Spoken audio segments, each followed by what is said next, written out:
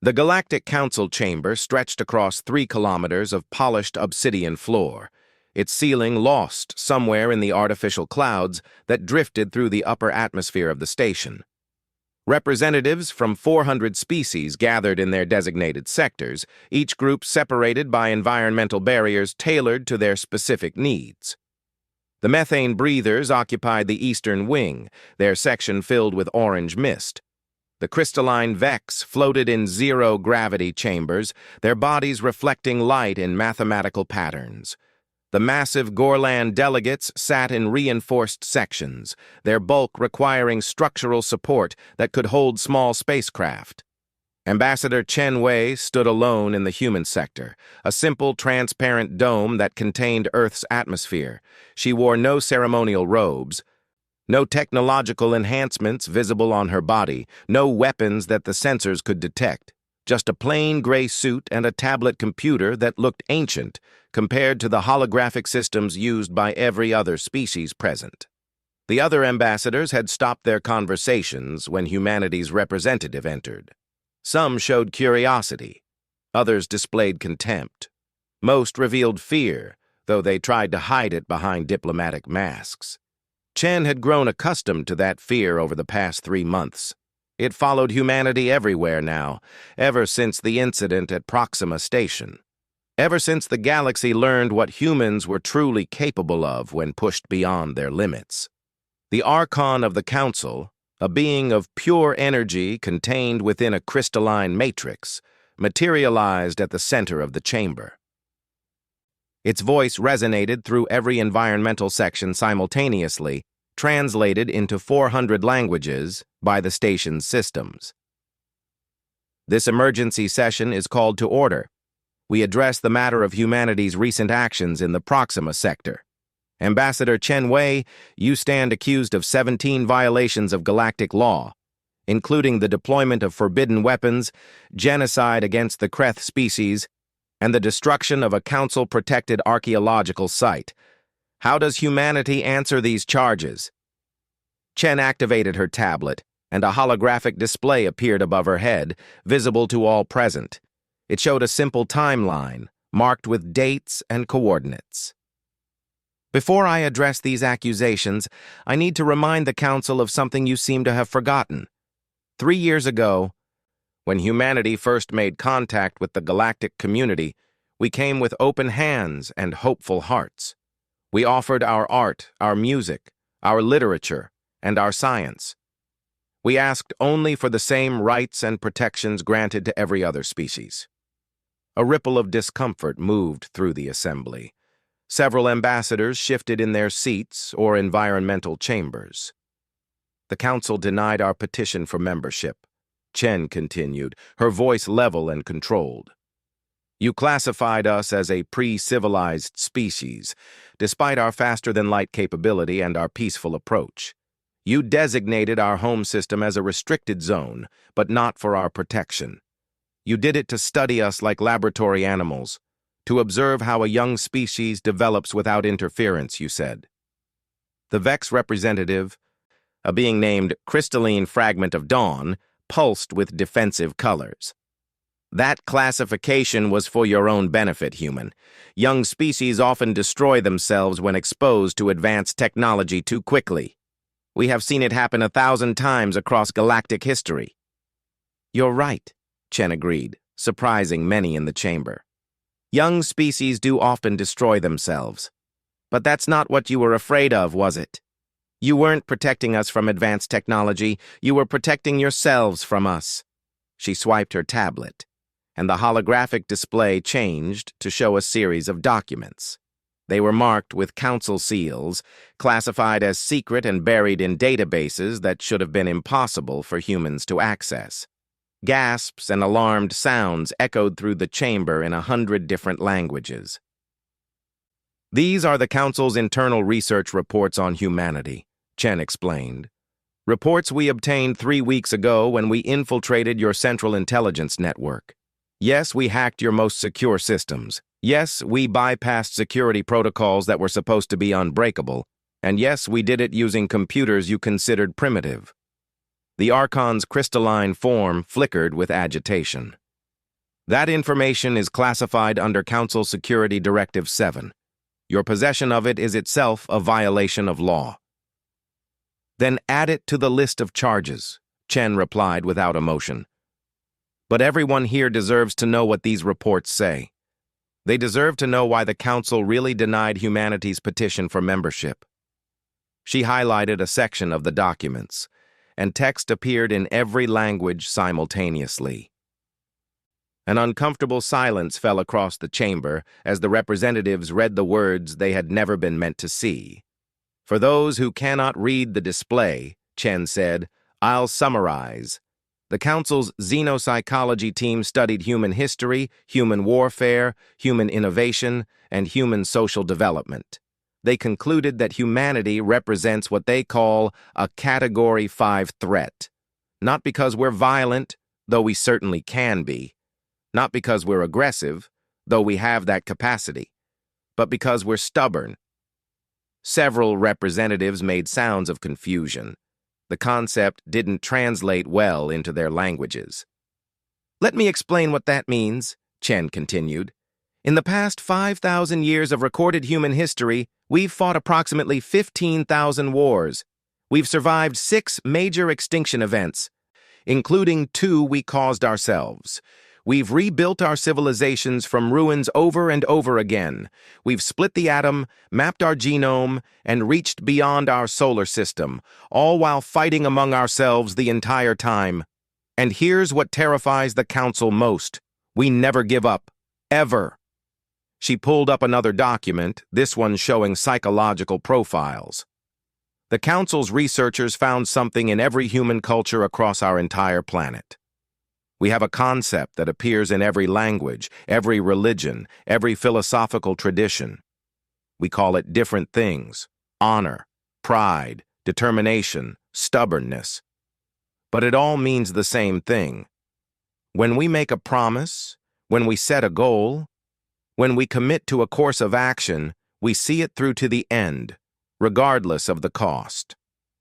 The massive Gorlan ambassador, whose species prided themselves on their warrior traditions, spoke in a voice like grinding stone. This is true of many species human. We too understand honor and commitment. Why would this make you special? Because of scale, Chen answered. Because when a Gorlan makes an oath, it's personal. It binds the individual. When a human makes an oath, it can bind our entire species for generations. Let me give you an example from our history.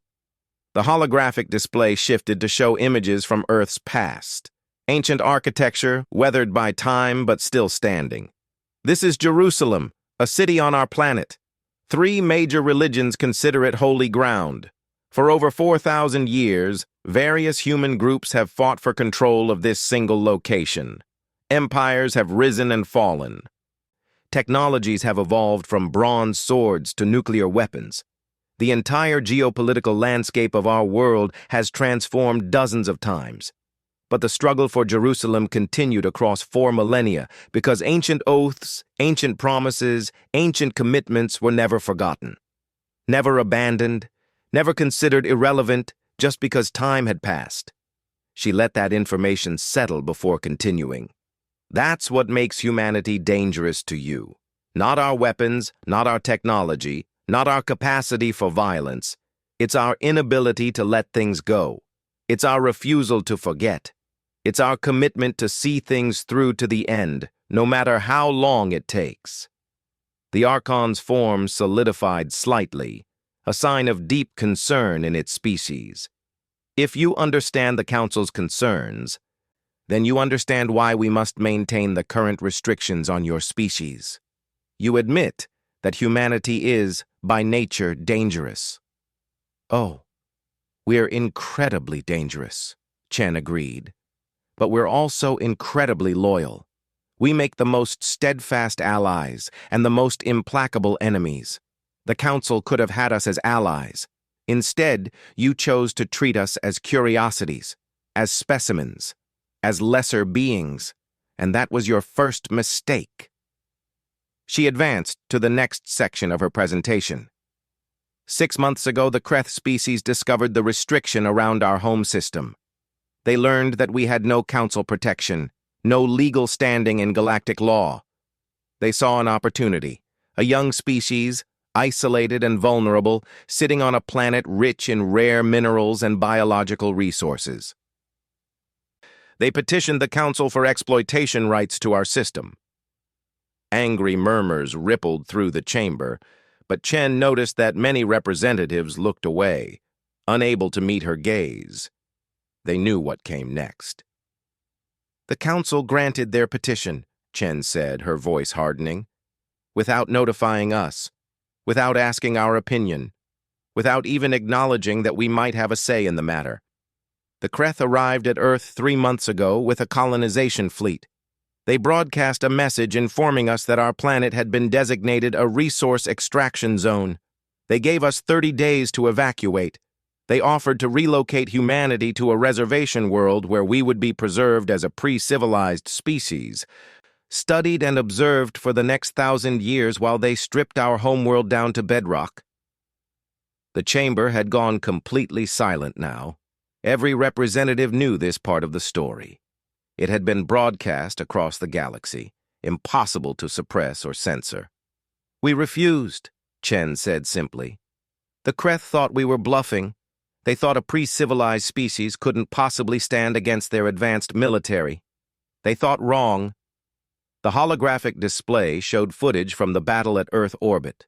Kreth warships, massive vessels that dwarfed anything humanity had built, advancing on the blue planet. Then the human response, sudden and overwhelming. Ships appearing from nowhere, moving faster than Kreth sensors could track. Weapons that bypassed energy shields and tore through armor that was supposed to be impenetrable. In 17 hours of combat, the entire Kreth colonization fleet was destroyed. Not defeated, not driven off, destroyed. Every ship reduced to debris, every crew member killed. You want to know our secret? Chen asked the silent chamber. You want to know how a pre-civilized species defeated a military force that should have crushed us? It's simple. We cheated. She smiled grimly at the shocked reactions. While the Council was observing us, studying us, analyzing our development, we were observing you right back. Every probe you sent to our system, every surveillance satellite you positioned in our outer planets, every scan you ran on our technology, we detected it. We knew you were watching. So we gave you a show. We let you see what you expected to see. A young species, progressing predictably, following the same development path as 1,000 other races before us. The display shifted to show hidden facilities, underground research centers, orbital stations concealed in asteroid fields. But beneath the surface, behind your sensors' blind spots, we were building something else. We were reverse engineering every piece of your technology that came close enough to study. We were developing countermeasures to your weapons. We were preparing for the day when someone would see our isolation as an opportunity. Chen's voice took on a harder edge. We knew the Council wouldn't protect us. We knew that in galactic law, we had no rights, no standing, no voice. So we prepared to protect ourselves. And when the Kreth came to steal our world, we showed them what happens when you threaten humanity's home. You committed genocide, the Vex representative accused, its crystalline form pulsing with indignation. You slaughtered every member of their fleet. You showed no mercy, accepted no surrender, took no prisoners. They came to take our planet, Chen replied coldly. They came to scatter our species across the galaxy like refugees. They came to erase 5,000 years of human civilization for profit. Yes, we destroyed them completely. Yes, we showed no mercy. And yes, we would do it again. She leaned forward, her hands gripping the podium. But that's not why you're all afraid. Destroying the Kreth fleet was just a demonstration of capability. What came after is why you're terrified. The holographic display changed again, showing a document that made every representative in the chamber recoil. It was written in human languages, but translated into every galactic tongue. A simple text, just 214 words long. But those words carried the weight of an entire species' commitment. The Oath of Terra, Chen announced, ratified by every nation on Earth, signed by 8 billion human beings, encoded into our laws, our culture, our very identity as a species. I'll read it aloud so everyone understands exactly what it says.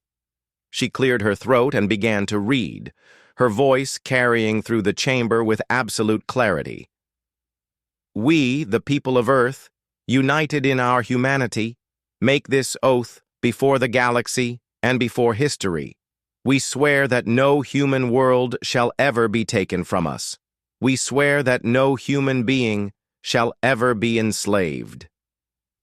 We swear that no species shall ever deny us our right to exist as equals among the stars. We swear that any aggression against humanity shall be met with total war, without mercy, without quarter, without end, until either we are victorious or we are extinct. We swear that we shall never forget an injury done to our species.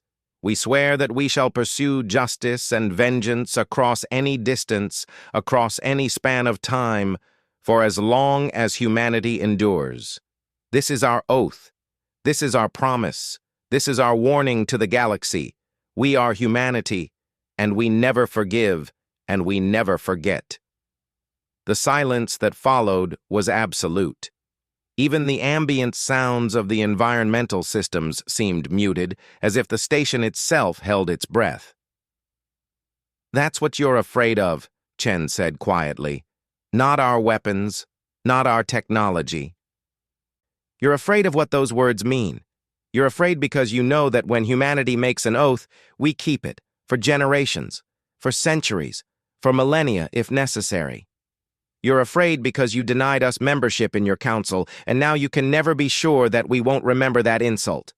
You're afraid because you let the Kreth attack us, and now you wonder if someday, when we're strong enough, we'll come for you too." The Archon's form had become almost solid, a sure sign of extreme distress. "Are you threatening this council, Ambassador?" "No," Chen replied. "I'm explaining reality. Humanity isn't seeking revenge against the council. Not yet. Not ever, if things change. But you need to understand what you're dealing with. You need to understand that the rules you've lived by for the past million years don't apply to us. You think in terms of power and technology. You think that because you're older, more advanced, more experienced, you can dictate terms to younger species. You think that galactic law is whatever the strong say it is." She straightened her shoulders. "Humanity thinks differently. We believe that right and wrong exist independent of power. We believe that justice matters more than convenience. We believe that dignity is not something granted by the strong to the weak, but something inherent to all sapient beings. And we believe that when someone takes away your rights, you fight to get them back, regardless of how long it takes or how much it costs." The Gorlan ambassador spoke again, his voice thoughtful. "You speak of justice and rights. Human. But you also speak of total war and eternal vengeance. How do you reconcile these contradictions?" "They're not contradictions," Chen answered. "They're balance. We'll extend our hand in friendship to anyone who treats us with respect. But we'll make a fist against anyone who tries to oppress us. It's really very simple. The galaxy gets to choose which hand they see." She pulled up the final section of her presentation. "Which brings me to the matter of Proxima Station. Yes, we destroyed it. Yes, we used weapons that violate about 15 different council prohibitions. Yes, we eliminated the entire Kreth military command structure that was based there. And yes, we destroyed a so-called archaeological site. But let me tell you what that archaeological site really was. The holographic display showed scanning data, analyzed and decoded. That site was a weapon platform built by the progenitors a million years ago. The Council discovered it 200 years ago and has been secretly studying it ever since. They learned it was designed to sterilize planets, to eliminate all life while leaving the world intact for colonization. And the Kreth were activating it, with Council knowledge, if not Council approval, to use against Earth if we prove too difficult to remove by conventional means. Chaos erupted in the chamber. Representatives shouted denials, accusations, demands for proof. The environmental barriers rippled with the force of the emotional outbursts. Chen waited for the noise to die down before continuing. "We have all the data. We have your classified files. We have communications between Council scientists and Kreth military commanders. We know everything. And here's what's going to happen next. The Council is going to grant humanity full membership with all rights and protections. You're going to recognize our sovereignty over our home system and any other systems we colonize. You're going to acknowledge that we have the right to defend ourselves with any means we choose. And you're going to do all of this today in this session, or we release every classified file we've obtained to every species in the galaxy." The Archon's form flickered with what might have been anger or fear or both.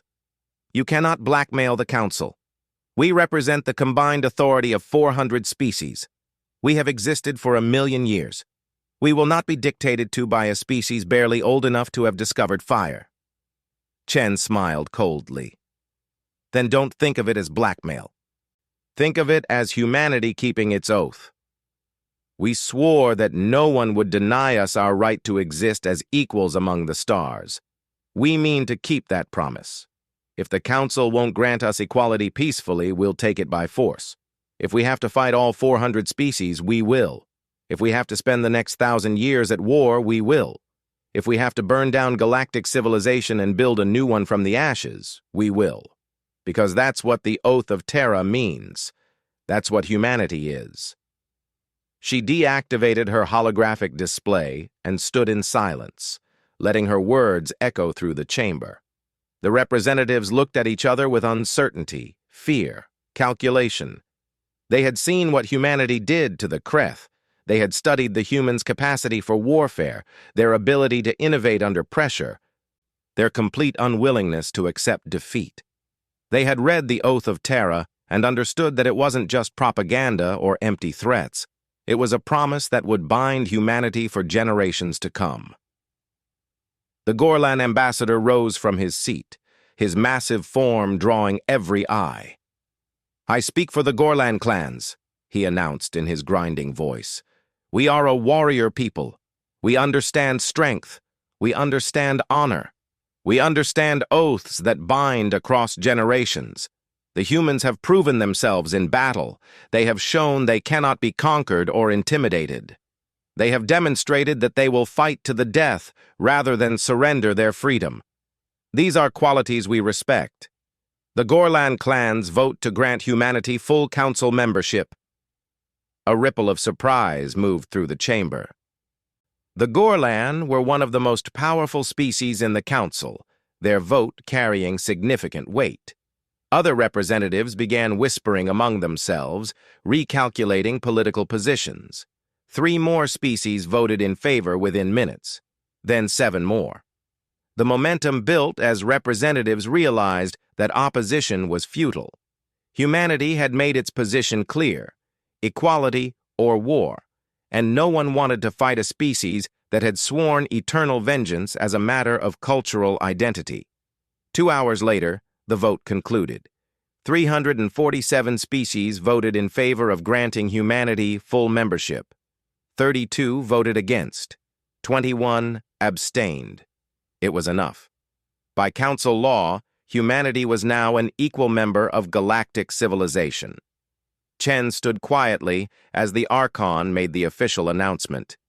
She showed no triumph, no satisfaction, no emotion at all. She had done what she came to do. Humanity had its equality. The oath was kept, at least in this particular matter. But as the session adjourned and the representatives filed out of the chamber, many of them casting fearful or resentful glances at the human ambassador, Chen knew that this was just the beginning. The galaxy had learned what humanity was capable of when pushed. They had learned about the Oath of Terra. They had learned that humans never forgot and never forgave. And across 400 worlds, in 1,000 different species, a single thought echoed in the minds of those who understood the implications: Humanity had settled its oath. The galaxy would never be the same again. The news of humanity's admission to the Galactic Council spread through inhabited space faster than light itself. On 1,000 worlds, in 1,000,000 cities, across countless species, the reaction was mixed. Some celebrated what they saw as the triumph of justice and determination. Others mourned what they perceived as the Council's capitulation to threats and blackmail. But everyone, from the oldest species to the newest, understood that something fundamental had changed in the galactic order. Commander Sarah Okonkwo stood on the observation deck of the newly commissioned UNS Determination, humanity's first official Council-registered warship. Below her, Earth turned in its ancient dance, blue and green and beautiful. Ships moved in and out of orbital traffic, human vessels now flying alongside alien craft without restriction. The blockade was gone. The surveillance satellites had been removed. Humanity was free to travel the stars without Council oversight. But Sarah knew the price of that freedom.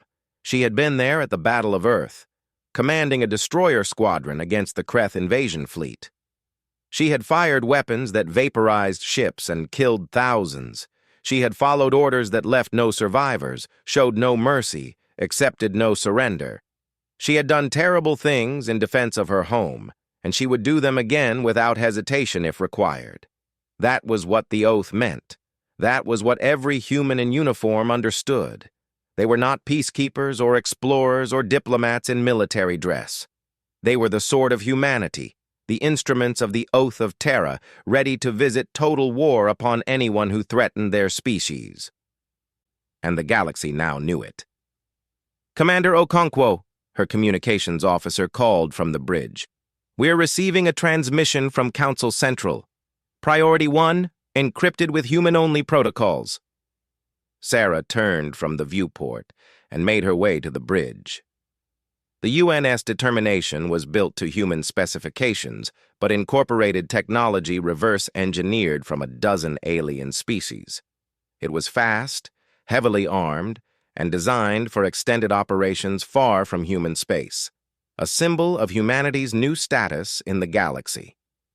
"Put it through," Sarah ordered, settling into her command chair. Ambassador Chen Wei's face appeared on the main screen. She looked tired, Sarah thought.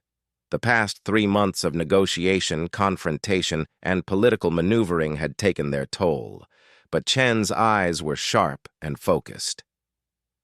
"Commander," Chen greeted her formally, "I'm sending you classified orders directly. The Council doesn't know about this mission yet, and I intend to keep it that way until you're already en route." Sarah felt a cold weight settle in her stomach. "What kind of mission, Ambassador?" Chen's expression hardened. "Revenge and justice, Commander.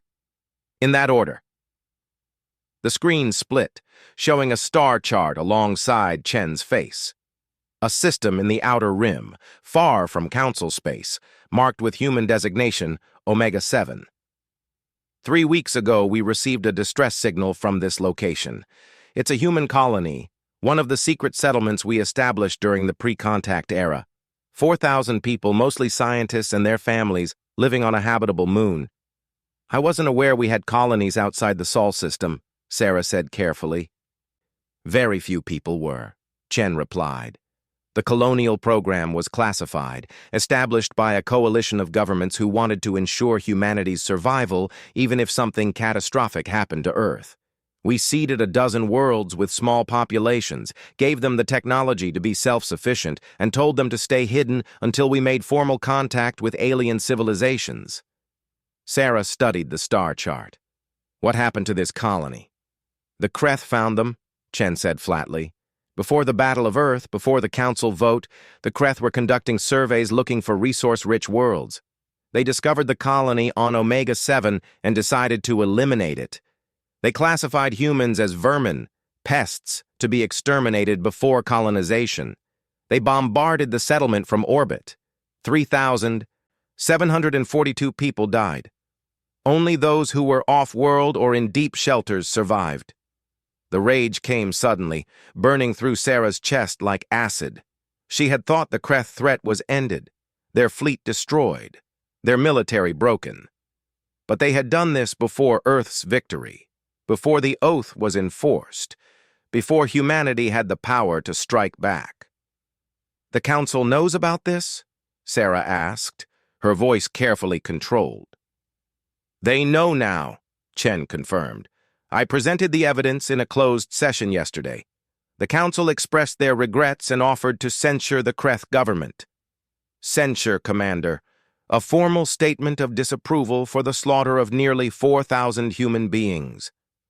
Sarah's hands gripped the armrests of her chair.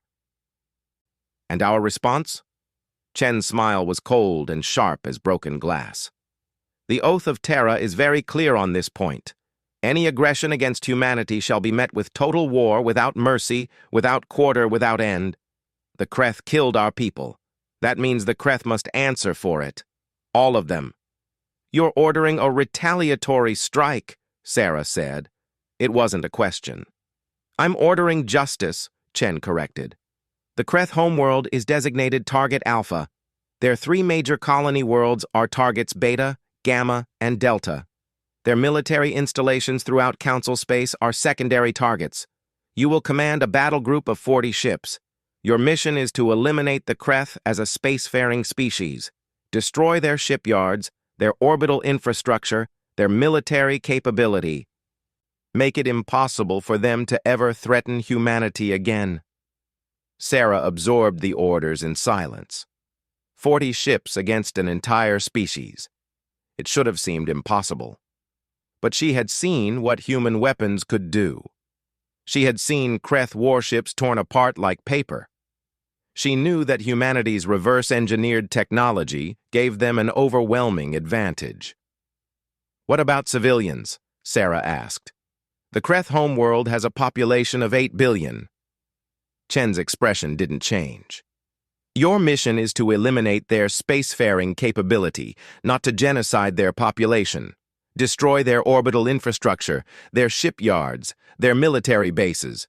But the cities, the civilians, the non-combatants remain untouched unless they pose a direct threat. We're not monsters, Commander. We're humans.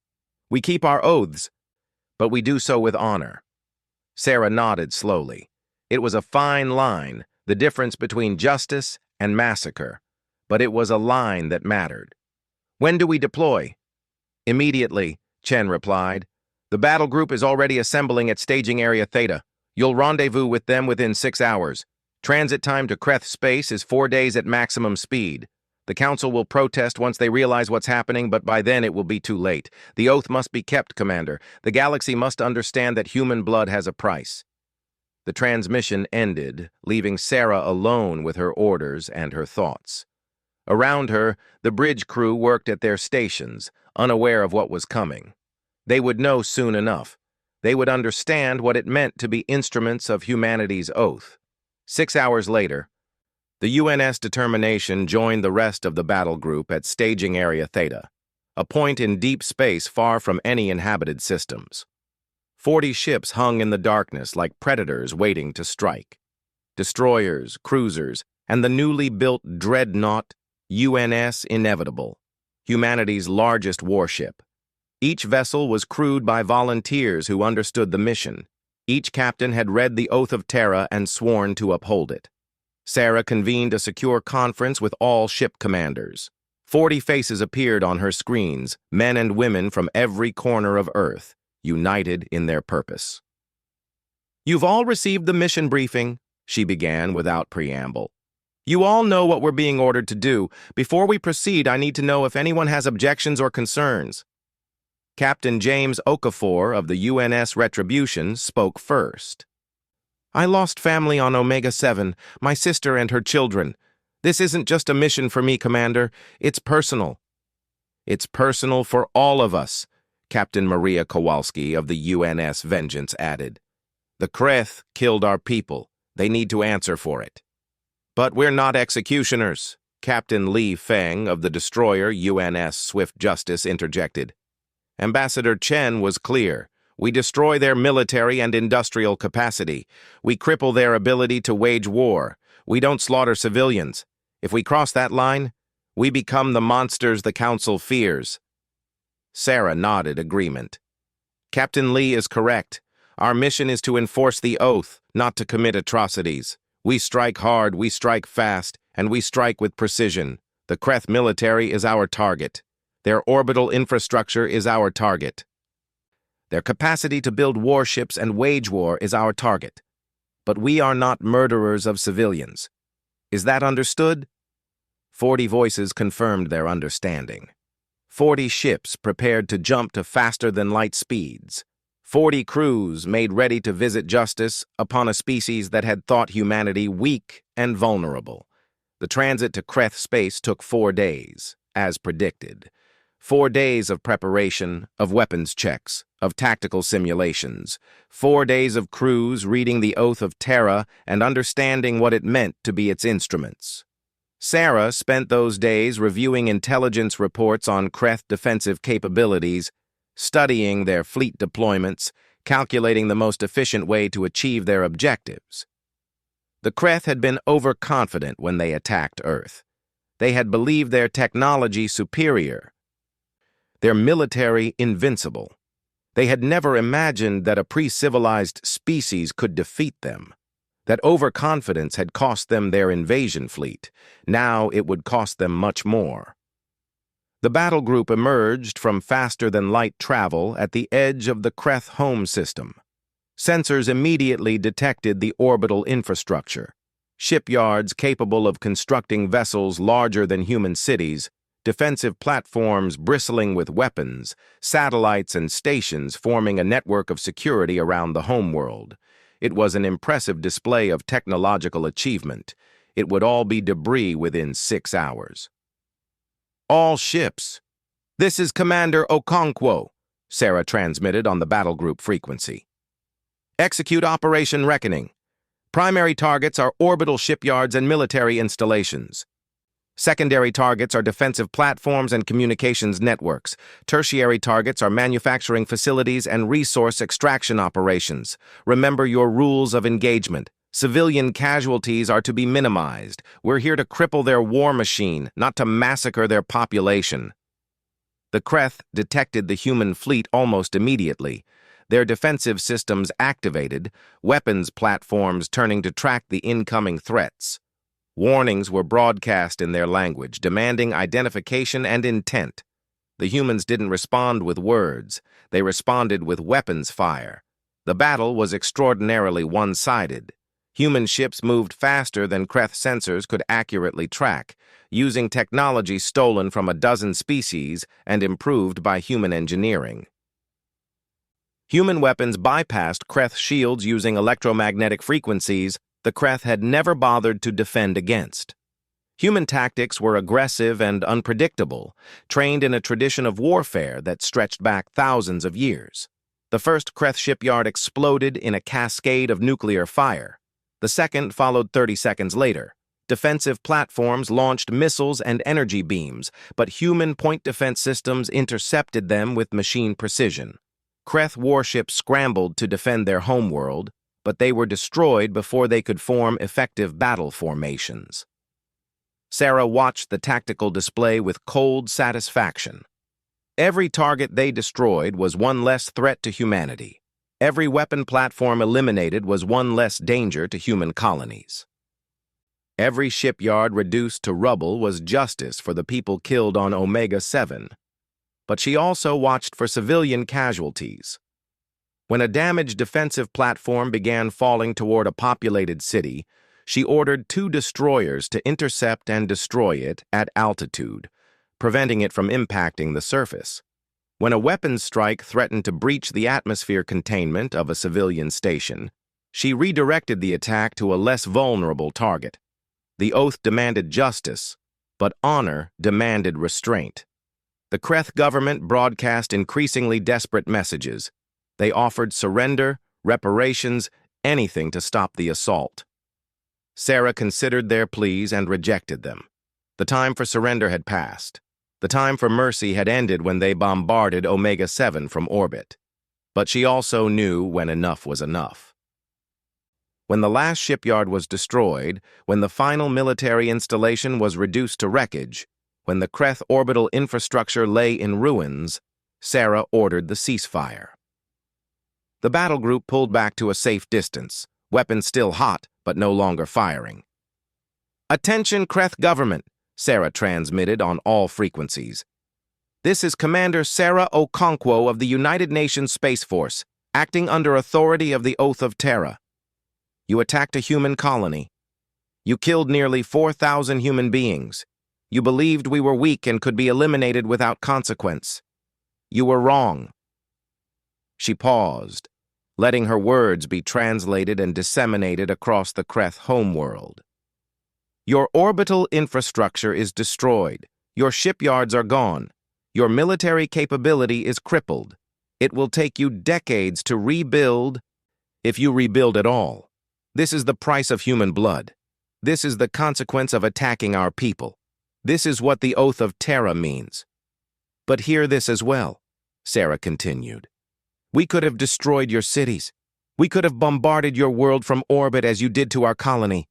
We could have killed billions in retribution for the thousands you murdered. We chose not to. Not because we lack the capability, but because we are not you. We are human. We keep our oaths, but we do so with honor. Your military is broken, but your people live. Remember this, Mercy. Remember that humanity could have chosen genocide and chose justice instead." She cut the transmission and turned to her tactical officer. "Status on the colony worlds." "Battle Groups Beta and Gamma report mission success, Commander. Kreth colony worlds have been similarly neutralized, orbital infrastructure destroyed, military installations eliminated, civilian populations intact, total human casualties, 0. Total Kreth military casualties, estimated 70,000. Civilian casualties, less than 1,000, mostly from secondary explosions and debris." Sarah absorbed the numbers. 70,000 dead, mostly military personnel who had signed up to fight. Less than 1,000 civilians killed by accidents rather than deliberate targeting. It was a far cry from the near-total slaughter the Kreth had inflicted on Omega-7. "Transmit our mission report to Ambassador Chen," Sarah ordered. "Inform her that Operation Reckoning is complete. The oath has been kept."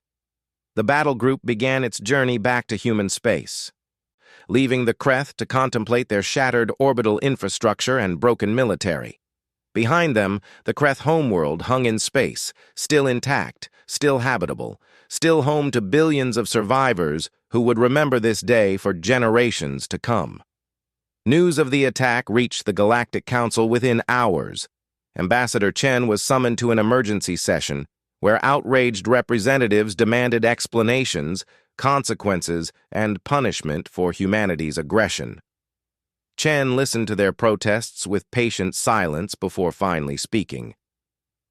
"The Kreth killed nearly 4,000 human civilians," she stated calmly.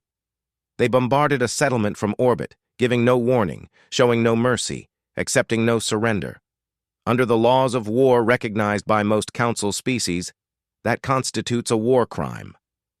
Under the Oath of Terra, that constitutes an act requiring response. You destroyed their entire orbital infrastructure," the Vex representative pulsed with anger. "You crippled their civilization. The economic damage will take decades to repair." "The damage to Omega-7 is permanent," Chen replied coldly. 3,742 people are dead. They will never be repaired. The Kreth paid a price for their crime, but that price was measured and proportional. We could have done much worse. We chose not to." The Archon materialized at the center of the chamber, its crystalline form flickering with agitation. "You acted without Council authorization. You launched a military operation against a Council member species without declaration of war, without diplomatic process, without any attempt at peaceful resolution." "We acted in accordance with the Oath of Terra," Chen corrected. "An oath your Council heard, acknowledged, and accepted when you voted to grant us membership. You knew what that oath meant. You knew what it required. You knew that humanity would respond to aggression with total commitment. You simply didn't believe we would actually do it." She stood and activated her holographic display, showing footage from Operation Reckoning. Kreth shipyards exploding, defensive platforms being destroyed with surgical precision, civilian areas untouched despite being vulnerable to attack. This is what human justice looks like. Swift, overwhelming, but measured. We destroyed their military capability. We crippled their ability to wage war. But we left their world intact and their people alive. Compare that to what they did to Omega-7 and tell me which species showed restraint. The Gorlan ambassador rose from his seat, his massive form commanding attention. The human is correct. The Kreth committed atrocity. The humans responded with measured force. By the standards of warrior species throughout the galaxy, this is justice, not aggression. The Gorlan clans see no violation of law. Several other species voiced their agreement. The tide was turning, Sarah knew. The Council was beginning to understand that humanity's way of war was different from what they were accustomed to. Brutal and overwhelming when necessary, but guided by principles of honor and proportion. "The Kreth have filed a formal complaint," the Archon announced. "They demand reparations for the damage to their infrastructure. They demand Council sanctions against humanity. They demand protection from further human aggression." Chen laughed, a sound without humor. "The Kreth demand protection? They who killed our people without provocation? They who attacked a civilian settlement? Let me make humanity's position very clear. The Kreth started this conflict. We ended it. If they attempt any further aggression against humanity or human interests, we will finish what we began. Not with measured strikes against infrastructure, but with total war that will reduce their civilization to pre-spaceflight status. That is the consequence of violating the Oath of Terra twice." The chamber erupted in argument. Some species supported humanity's right to defend itself and seek justice. Others feared the precedent being set, worried that other young species might follow humanity's example. Still others simply feared humanity itself, recognizing that a species willing to cripple an opponent's entire orbital infrastructure was not one to be trifled with. The debate raged for hours before the Archon finally called for order. "The Council will take no action against humanity for Operation Reckoning," it announced. The attack on Omega-7 constituted a war crime under galactic law. Humanity's response, while aggressive, was within acceptable parameters of self-defense and justice. However, we strongly caution humanity against further unilateral military action. Such operations should be coordinated with Council security forces. When Council security forces actually protect human interests, we'll consider coordination, Chen replied. Until then, humanity will defend itself by whatever means necessary. That's what the oath requires. That's what we'll continue to do. She left the chamber while the Council was still arguing about protocols and procedures. The political maneuvering didn't interest her. What mattered was that humanity had sent a message. Human lives had value, and anyone who took those lives would pay a price. The galaxy had been warned. The oath had been kept.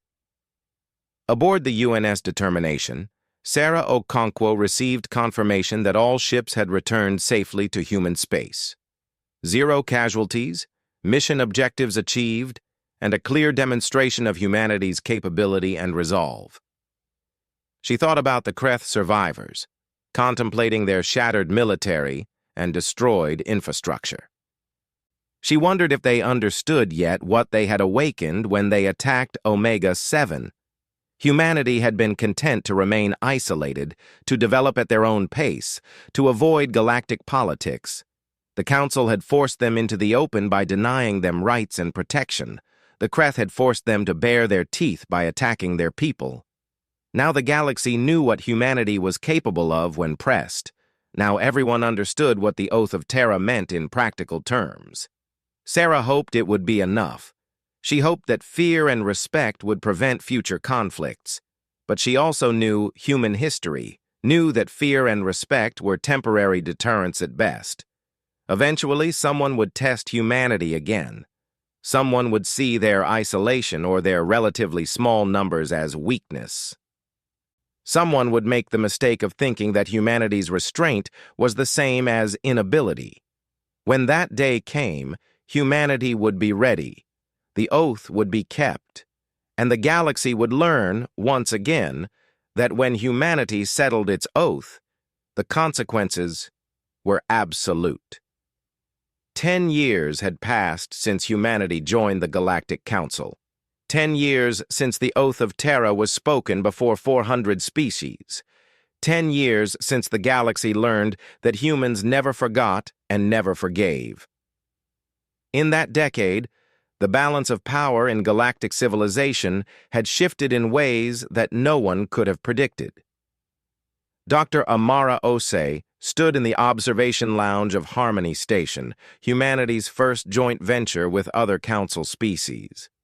Below her, construction continued on what would become the largest collaborative research facility in known space. Human engineers worked alongside Vex crystalline experts. Human scientists shared laboratory space with Gorlan researchers. Human diplomats negotiated treaties with species that had once refused to acknowledge humanity's existence. It should have been a triumph, a symbol of humanity's integration into galactic society, a demonstration that the Oath of Terra could coexist with peace and cooperation. But Amara knew the truth beneath the diplomatic veneer. The galaxy didn't trust humanity.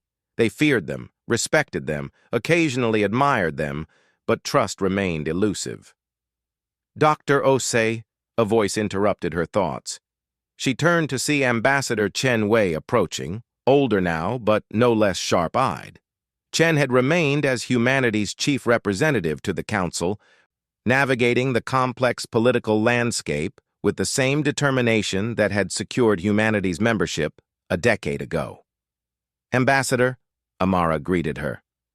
I didn't expect to see you here. I thought you were on Earth for the memorial service. Chen's expression darkened slightly. The memorial was yesterday, 10 years since Omega-7. 3,742 names read aloud one by one. It took 6 hours. Every year we do it. Every year we remember. That's what the oath requires, Amara said quietly. Yes, Chen agreed. And that's why I'm here, because someone is testing whether humanity still means what we swore 10 years ago. She pulled out a data tablet and handed it to Amara. Intelligence report, classified at the highest level. 3 days ago, a human trade convoy was attacked in the Outer Reach, far beyond Council-protected space. 5 ships destroyed, 237 crew members killed. The attackers were professional, well-equipped, and they specifically targeted human vessels while ignoring other species' ships in the same region.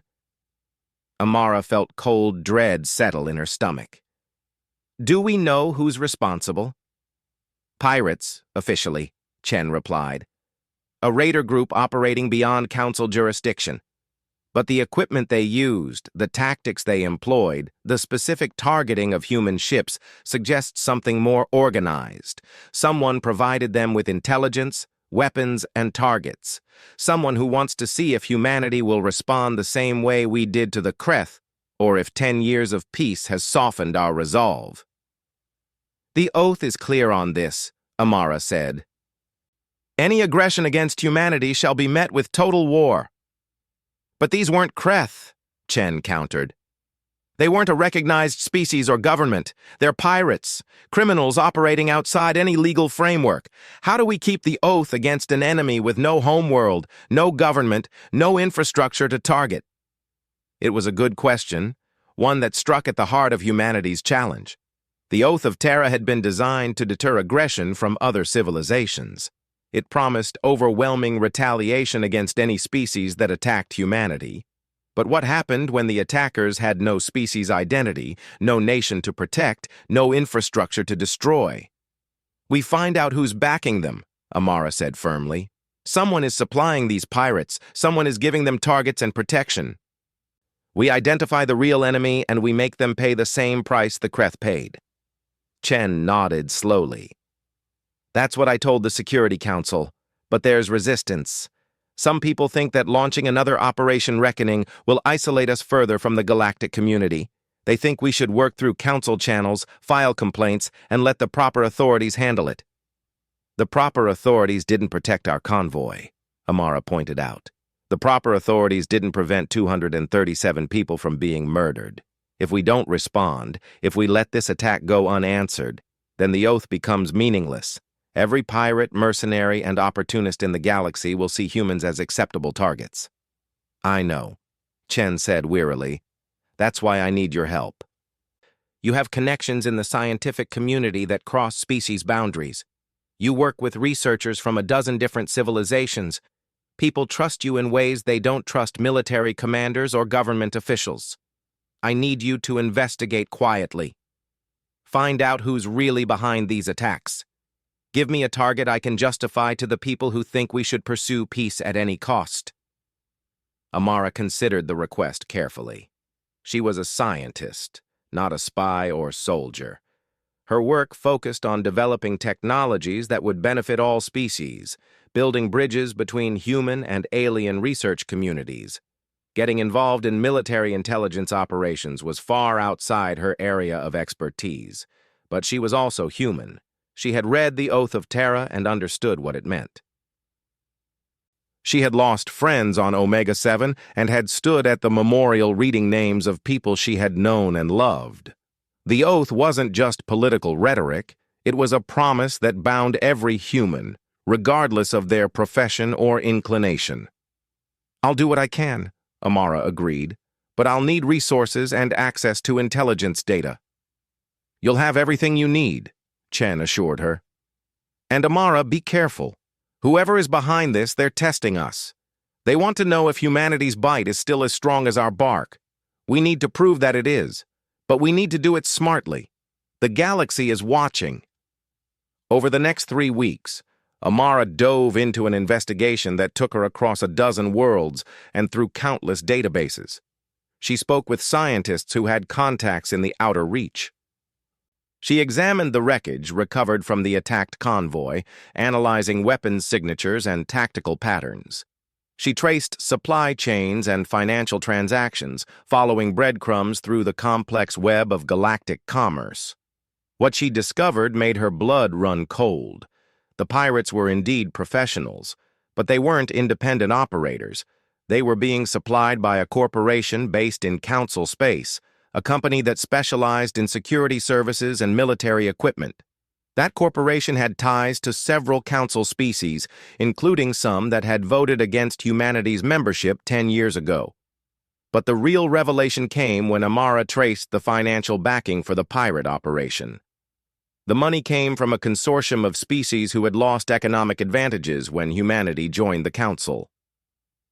Species that had profited from the old system where young civilizations could be exploited without consequence. Species that saw humanity's success as a threat to their established power. They weren't trying to destroy humanity. They were trying to discredit the Oath of Terra.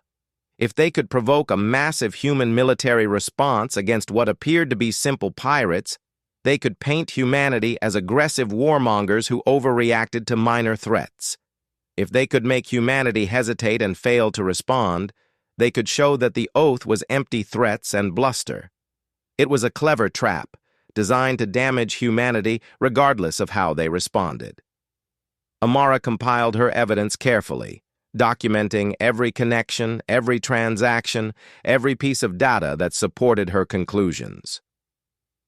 Then she transmitted her report to Chen with a single recommendation: expose the conspiracy publicly before taking any military action. Chen read the report in her office on Earth, then called an emergency meeting of humanity's Security Council. The evidence was clear and damning. Several Council species had colluded to organize attacks on human vessels, using pirates as proxies to maintain deniability. It was an act of war disguised as criminal activity. We have two options, Chen told the assembled leaders. We can respond with military force, launching strikes against the corporate facilities and financial centers that backed these attacks. That would be consistent with the oath, but it would play into their hands. They want us to look like aggressors. Or, General Marcus Thompson asked, his scarred face reflecting a lifetime of military service. Or we expose them, Chen replied. We bring our evidence to the full council in open session. We force every species to see proof of this conspiracy. We make the conspirators defend their actions in front of 400 species. Then, if they don't face appropriate consequences, we act. That's not what the oath requires, Thompson argued. The oath says total war against anyone who attacks us.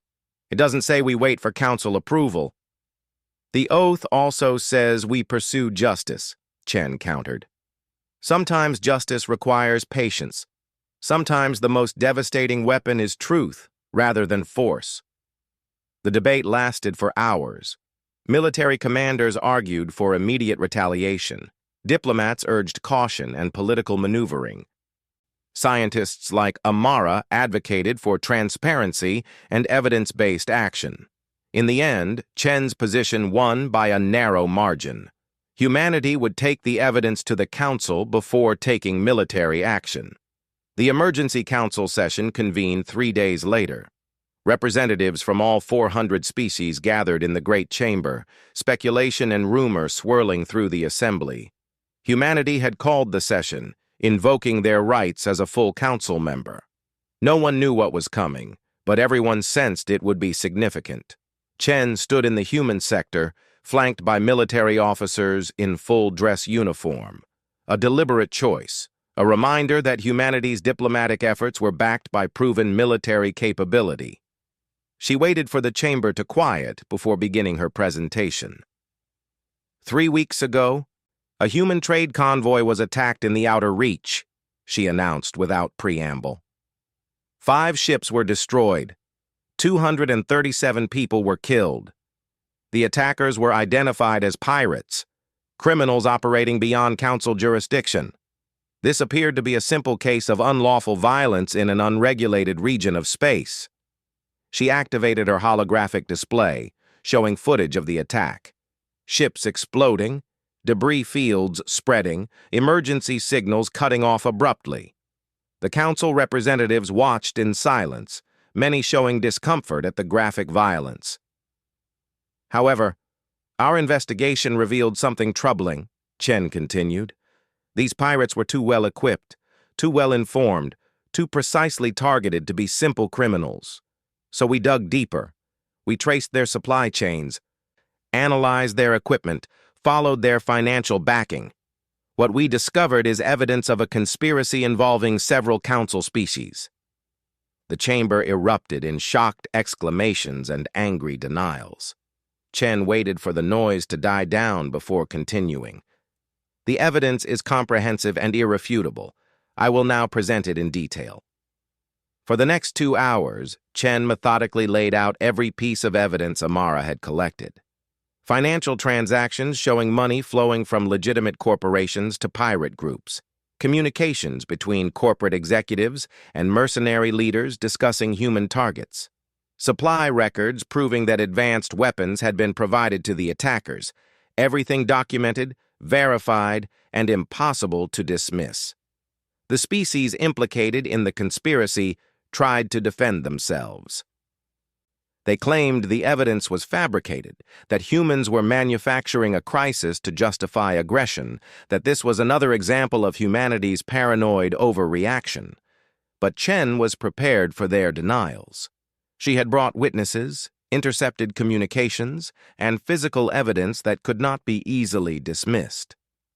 The question before this council is simple, Chen said as her presentation concluded.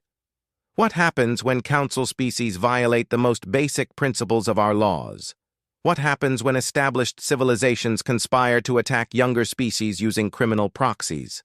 What happens when the very institutions meant to maintain galactic order instead enable violence and exploitation? The Archon materialized at the center of the chamber, its crystalline form flickering with distress. These are serious accusations. Ambassador Chen, if proven true, they strike at the foundation of council authority. But you must understand the political implications. You're accusing some of our oldest and most influential member species of conspiracy to commit murder. I'm presenting evidence of crimes, Chen corrected. The political implications are secondary to the truth. These species believed they could attack humanity with impunity by using proxies. They believed they could test whether the Oath of Terra was genuine or just empty rhetoric. They were wrong on both counts. The Gorlan ambassador rose, his massive form commanding immediate attention. The Gorlan clans have reviewed the human evidence. It is comprehensive and compelling. We find it credible and demand full investigation. If these accusations are proven, the guilty species must face appropriate consequences. Other species began voicing their support for Chen's position. The evidence was too detailed, too well documented to be dismissed. Within hours, the political tide had turned. The conspiracy was exposed, its architects revealed, their credibility shattered. But Chen wasn't finished. The Oath of Terra requires that aggression against humanity be met with total war. That remains our right and our obligation. However, humanity recognizes that this situation is complex. The actual perpetrators were pirates, even if they were backed by council species. The conspiracy was designed specifically to create a scenario where any human response would appear unjustified. She paused, letting that information settle. Therefore, humanity proposes the following resolution. The species involved in this conspiracy will face council sanctions proportional to their crimes. Their voting rights will be suspended for 10 standard years. They will pay reparations to the families of the murdered crew members, and they will publicly acknowledge their role in this conspiracy. In exchange, Chen continued, humanity will not pursue military retaliation against the guilty species. We will accept council justice as sufficient resolution of this matter. But make no mistake, this is not weakness. This is not hesitation. This is humanity choosing to work within the system when the system works. If this happens again, if human lives are taken through conspiracy or direct action, our response will be immediate and overwhelming. The Oath of Terra remains in force. The galaxy must understand that clearly. The debate that followed lasted 3 days. The implicated species fought against the sanctions, arguing that they were too harsh, that their involvement was limited, that they deserved leniency. But the weight of evidence and the support of other species overwhelmed their objections. The resolution passed with support from 312 species. The conspirators were punished. Families received reparations. Public acknowledgments were made. And humanity demonstrated that it could pursue justice through political means when circumstances allowed, without abandoning the principles of the oath. But the real impact of the event became clear in the weeks that followed. The conspiracy's exposure revealed something about humanity that even the Battle of Earth and Operation Reckoning hadn't fully demonstrated. Humans weren't just effective warriors. They were patient investigators, skilled diplomats, and strategic thinkers who understood when to use force and when to use other tools. The galaxy's fear of humanity began to shift. It was no longer simple terror of human military capability. It became respect for human versatility, admiration for their principled approach to justice, and recognition that humanity could be valuable allies rather than just dangerous enemies.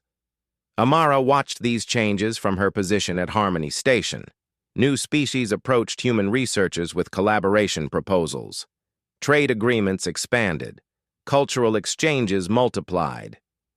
The isolation that had defined humanity's early years in the Council was gradually dissolving. But she also noticed something else. Species that had once ignored or dismissed humanity now studied human history, human philosophy, human approaches to warfare and peace. They were trying to understand what made humans different, what gave them the determination to uphold the Oath of Terra across generations. One day, a Vex researcher named Crystal Formation of Truth approached Amara in one of Harmony Station's shared laboratories. The crystalline being pulsed with colors that indicated curiosity and respect. Dr. Osei, may I ask you something about human nature? Something that has puzzled my species since we first encountered your people?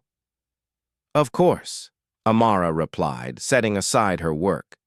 The Oath of Terra speaks of never forgetting, never forgiving, pursuing justice across any span of time, Crystal Formation said, but we have also seen humans show mercy, restraint, and forgiveness.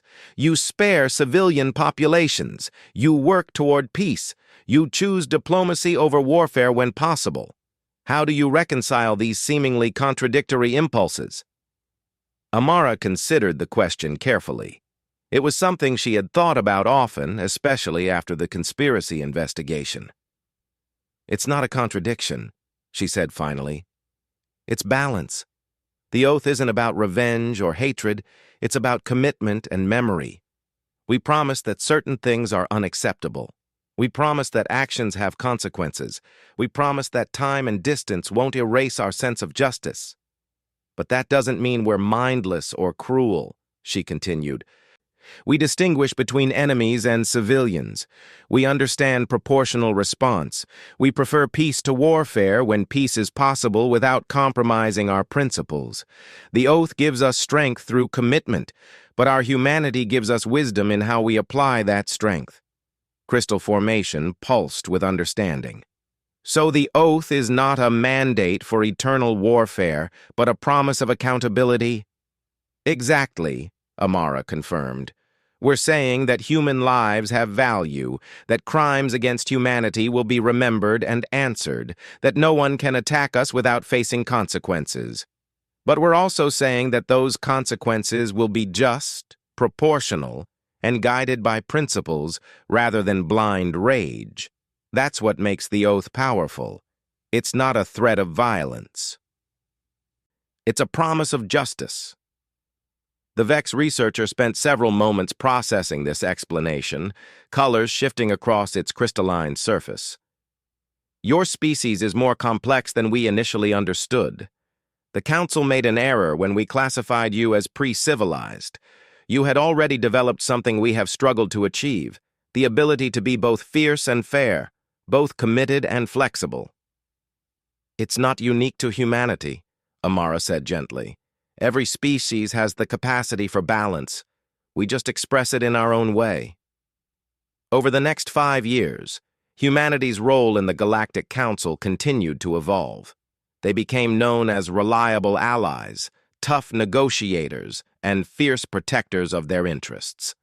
The Oath of Terra remained a cornerstone of human identity, but it was balanced by growing diplomatic sophistication and expanding relationships with other species. There were still tensions. Some species never fully trusted humanity, seeing them as dangerous upstarts who had bullied their way into the Council. Others resented humanity's rapid advancement and their refusal to show proper deference to older civilizations. But increasingly, these voices were marginalized as humanity proved their value as council members. Chenwei eventually retired from her position as chief ambassador, her legacy secure as the architect of humanity's integration into galactic society.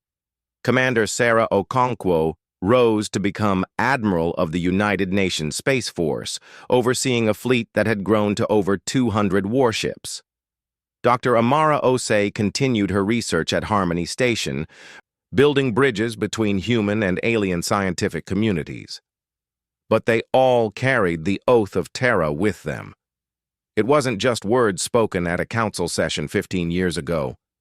It was a living commitment that shaped human policy, human culture, and human identity among the stars. Every human child learned the oath as part of their education.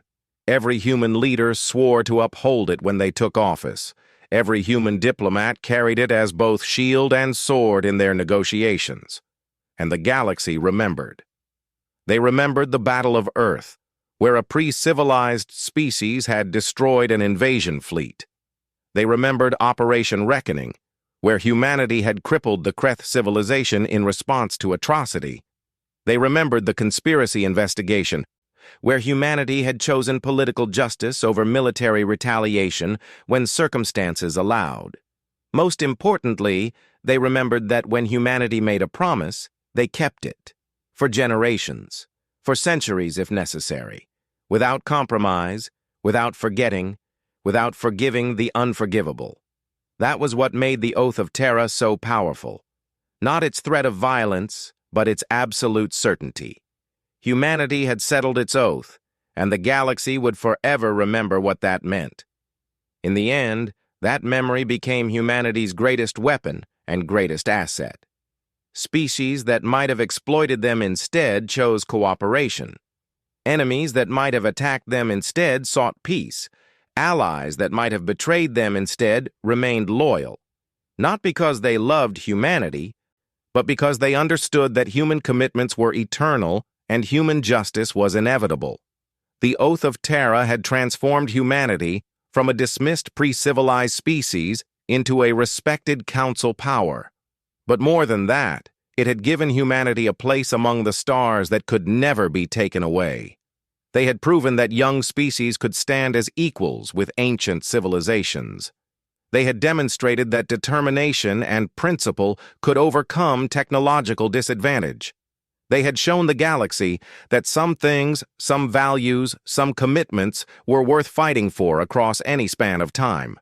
And when future species asked how humanity achieved what they did, the answer was always the same. They made an oath, they kept it, and they never forgot why it mattered. In a galaxy of countless species and infinite complexity, that simple truth became humanity's defining characteristic and their eternal legacy.